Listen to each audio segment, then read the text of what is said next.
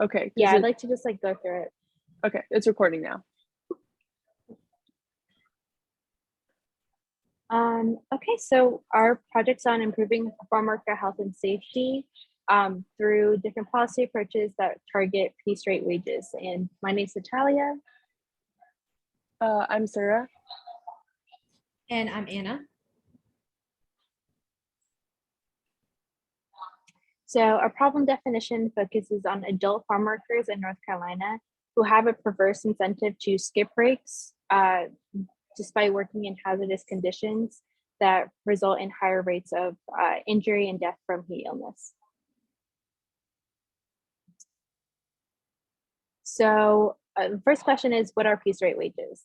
Piece rate wages pay farm workers by the unit of product harvested or produced rather than hourly wages. And this is common like nationwide in about 11% of farm workers. However, North Carolina is known for sweet potatoes.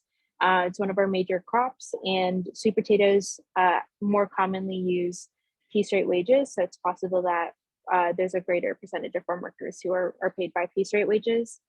Additionally, national or federal law states that farm workers are supposed to be compensated when piece rate wages are below the minimum wage, except for small farmers. However, we know that this doesn't always happen. About 39% of farm workers experience labor abuses, and this was a study from North Carolina specifically. And just overall, piece rate wages facilitate wage theft by employers.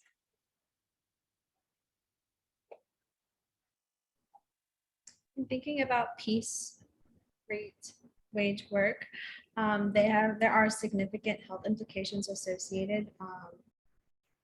In a CDC report, North Carolina was reported as the state with the highest fatality rate for farm workers.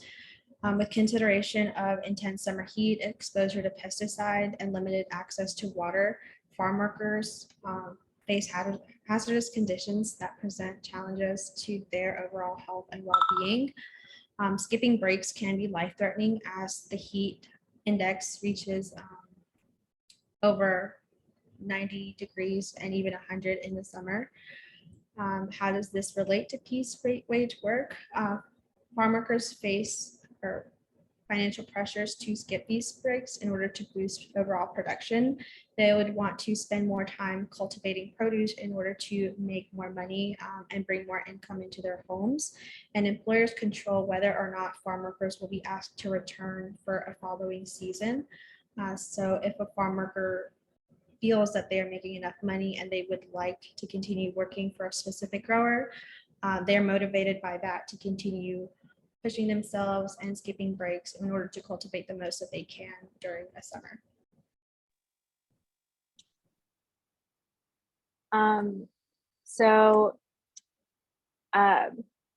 Thinking about the effects or the financial pressures on farm workers to skip breaks, I think it's also important to look at the economic profile of farm workers. They're overrepresented in low-income groups, with 21% living under the poverty line, which is much higher than the national average. Additionally, the median individual income of farm workers is about 20 to 25,000, and for a family, it's about the same, with it being 25 to 30,000. And one of the biggest factors to consider here is that 1/3 of farm workers are undocumented, which excludes them from most welfare benefits due to legal status. So that means that they're not able to get a lot of the protections that most people living under the poverty line would be able to receive from social safety nets. And looking at regulations on the federal level, farm workers have been historically excluded from protections such as the Fair Labor Standards Act, and many regulations such as like the minimum wage laws and minimum age or child labor laws exclude agriculture or provide a lot of loopholes.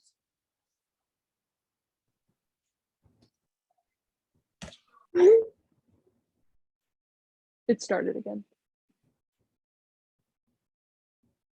Oh wait, this is my slide. I'm sorry. Farm workers face health problems due to their occupation for a number of reasons. Heat illness is caused by extended exposure to the sun without water breaks. Farm workers are at risk to this as they're outside in the fields in the summer. Many farms in North Carolina use piece rate wages, which have been explained previously. Sorry. Farm workers are also not taking enough water breaks because of piece rate wages, which worsens heat illness because of dehydration.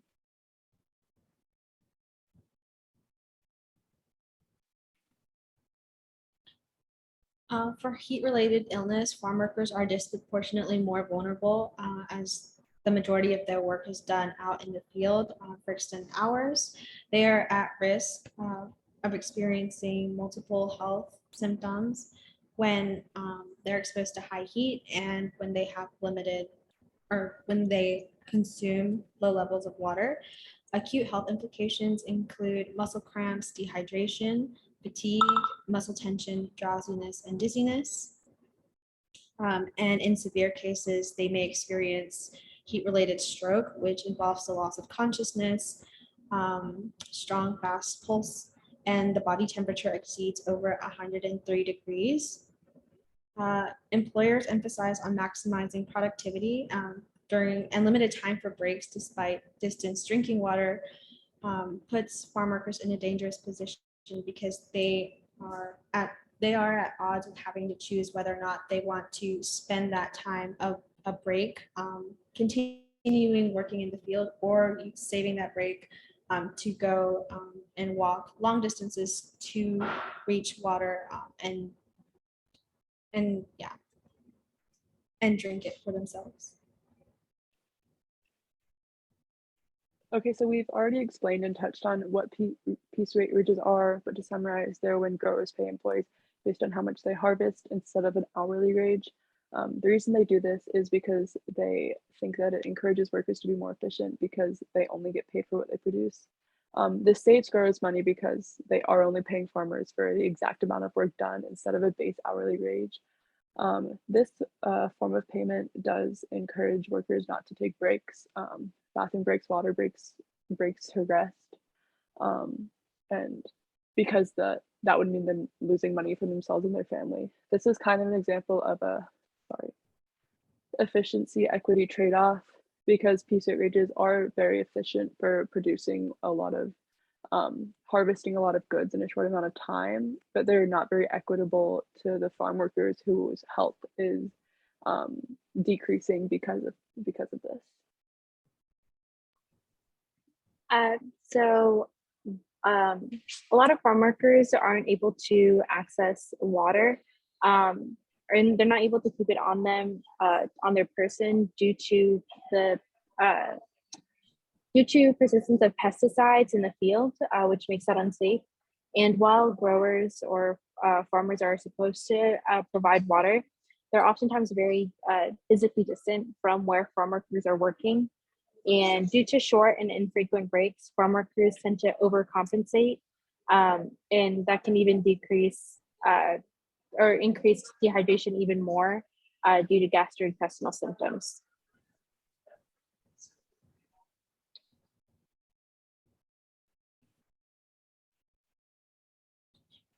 In investigating the magnitude of heat illness in North Carolina and the negative effects of piece rate work, we sought to understand how the government plays a role in a system that perpetuates continuous high rates of heat illness.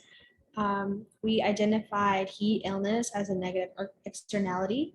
We also identified government failure and supermarket failure.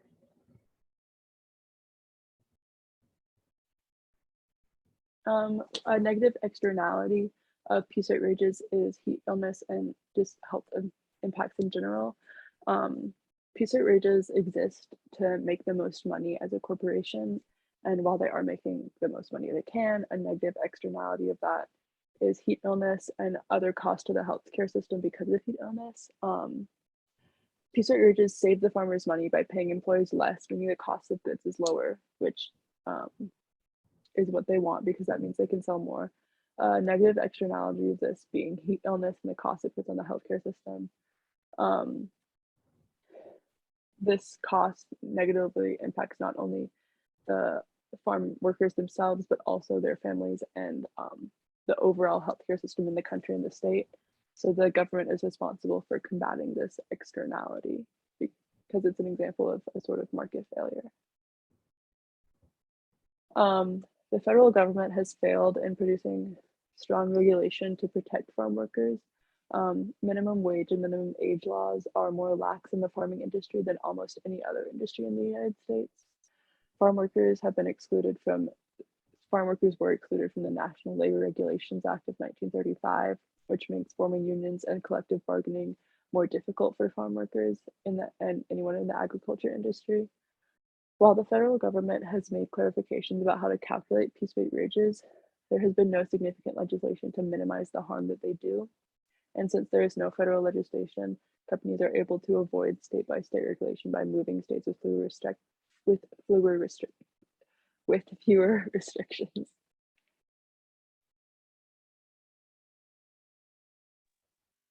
Okay, so the other reason for government intervention is supermarket failure.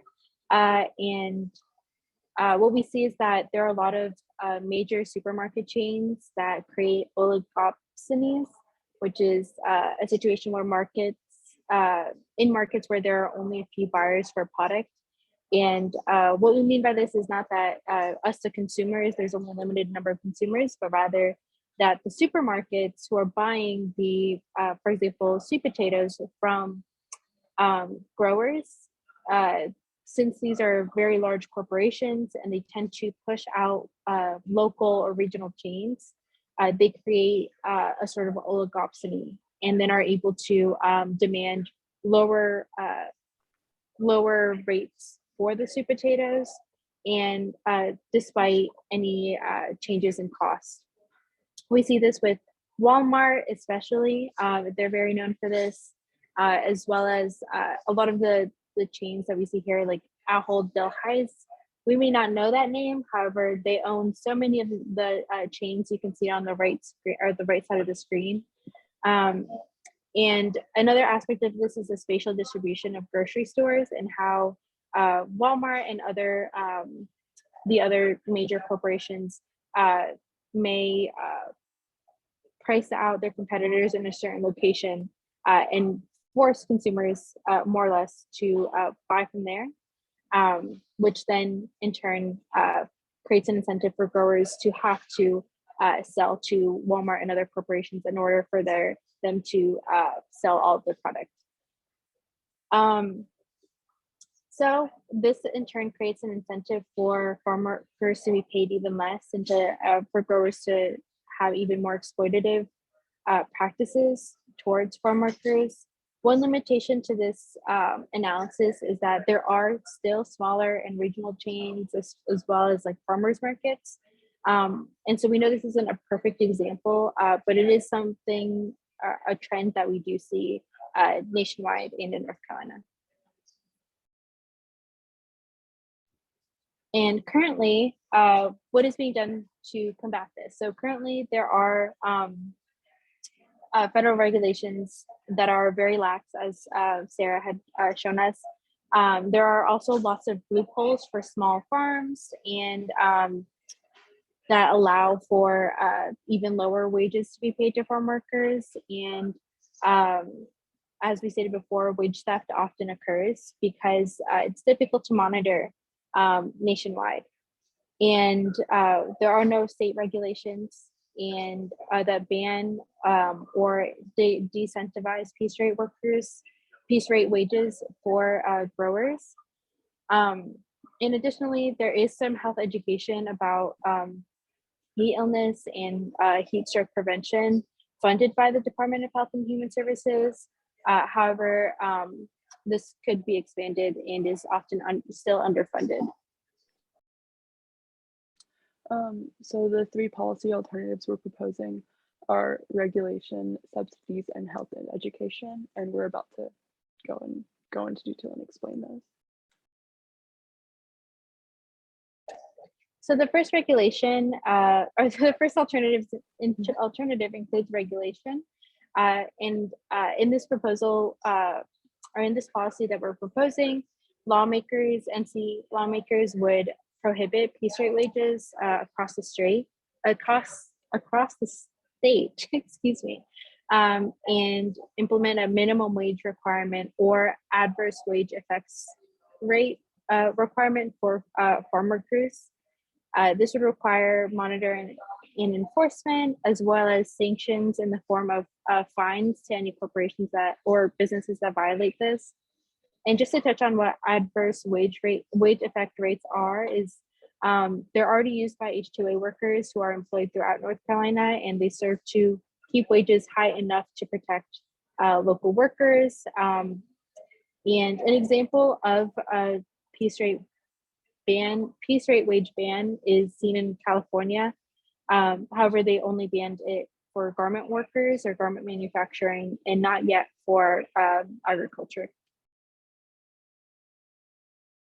So the second policy alternative we have is subsidies.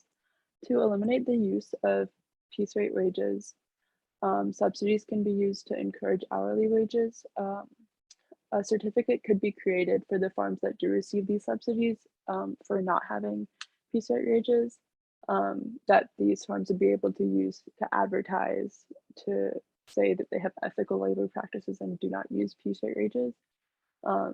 This would need to be enforced somehow, which would cost money, but the funding would come from the cost of getting certified for this subsidies program.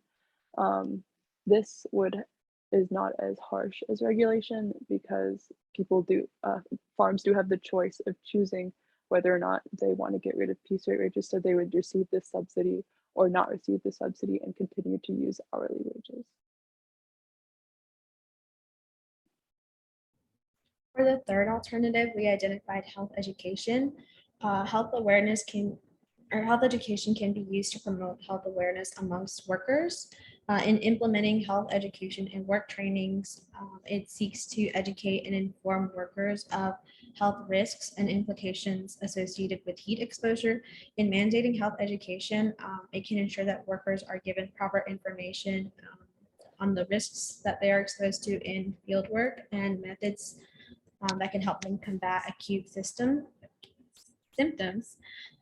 Farms that properly educate workers on the importance of taking breaks and consuming adequate amounts of waters can encourage workers to take advantage of allocated breaks instead of using that time to work.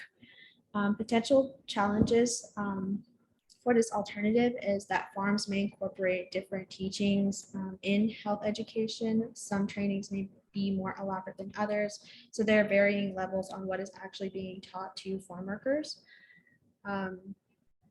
And one way that to ensure that trainings are being offered in the first place is to require some sort of assessment for workers once they're completed with the trainings, just to review any basic information that's being taught in these health teachings. Something important to note could be the funding that would be allocated for this type of program. Per research, a lot of health education is offered by many outreach programs offered by nonprofits, but it can be funded by the Department of Health and Human Services. There would just have to be more investment on the government for that type of program.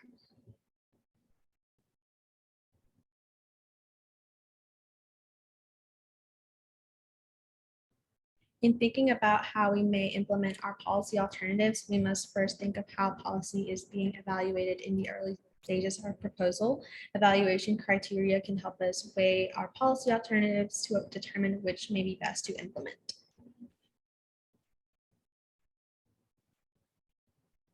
In the table shared on the slide, we determined that our alternatives have variance in scores when analyzed by the evaluation criteria.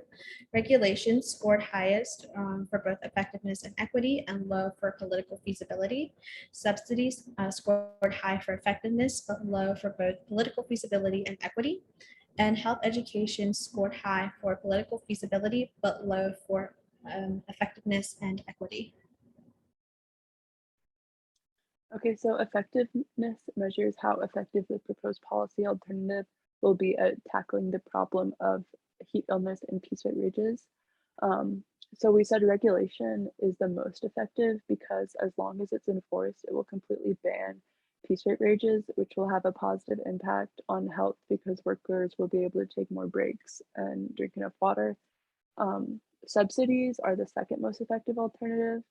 While they're not quite as effective as regulation because there is no specific rules and laws forcing farms to get rid of piece rate wages. It will encourage farms to move away from piece rate wages because of financial benefits, and they will move towards hourly wages. This will also have a similar positive impact on health because workers will be able to take more breaks and drink more water and have more time out of the sun. We said health education was the least effective. Just because people know the risks with their behavior does not mean they will take breaks if it means that they're making less money, because if they need money to take home to their family, they might not take a break even if they know about the negative health impacts. Educating the public could be more effective because they could put pressure on the companies to have more ethical labor practices, but even that's not set in stone. Okay, so we also want to look at the political feasibility of the different alternatives that we suggested. Piece rate wages are legal in all 50 states, with an exception in California for garment workers. And we see a lot of the worker protections, including regulations around piece rate work, passed mostly in blue states, such as California and New York, which are in contrast to North Carolina's Republican-controlled legislature. In North Carolina, as you know, the national average of farm workers are 1/3 undocumented workers. There's less of an incentive for legislatures or congressmen to side with the workers, as they're not able to vote for them. And historically, we've seen that Republican lawmakers have sided with agribusiness or agricultural businesses, particularly seen through their funding by interest groups. Democrats are sometimes also funded by agricultural businesses, but they do have a longer history of siding with labor unions and for farm worker rights. And if we could go to the next slide. Sorry. It's okay. There we go. The political feasibility of regulation, this is the least likely to pass in the NC legislature, as it would pose sanctions on businesses if they do continue with piece rate work.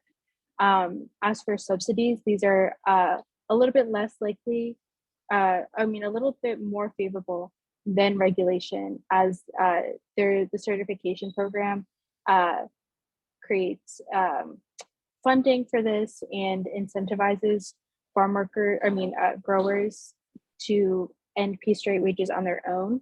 However, the most likely is to pass in NC legislature is health education, since it's similar to already existing initiatives by the Department of Health and Human Services, and could be expanded. And it would also require the least amount of changes by agricultural businesses.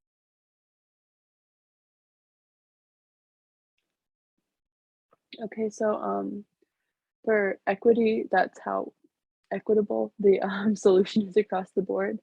Equity in terms of this policy focuses mainly on vertical equity and the degree to which farm workers are paid by the wealthier growers and agribusiness. Regulation has a high level of equity, given that regulation should affect all the farms across the state equally.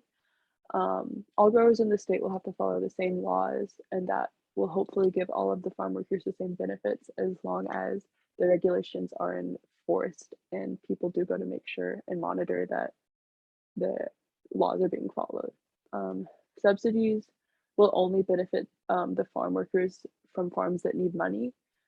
If there's a wealthier farm, they can afford to just not use the subsidy, which is not very equitable because the farm workers will still are still being subjected to piece rate wages and the negative health impacts that come along with that. Health education is also less equitable. depending on how the education is constructed. The education initiatives would have to be constructed in a way that is equitable to language barriers and reading comprehension at different levels. If it's just made one way across the board, it may not be equitable to every farm worker. Yes. In reviewing our analysis, we determined it best to implement a subsidies program to incentivize growers through voluntary participation. Doing so, they will be compensated to eliminate piece rate wage and instead utilize a salary system where they will later be incentivized with monetary compensation. This can also help in, this will help in promoting elimination of piece rate wage, starting off at the local level and hopefully expanding to statewide. And once traction is gained, there is further potential for implementation of regulation to be put into law. Lawmakers can see that it's growing in popularity through the subsidies program and hopefully have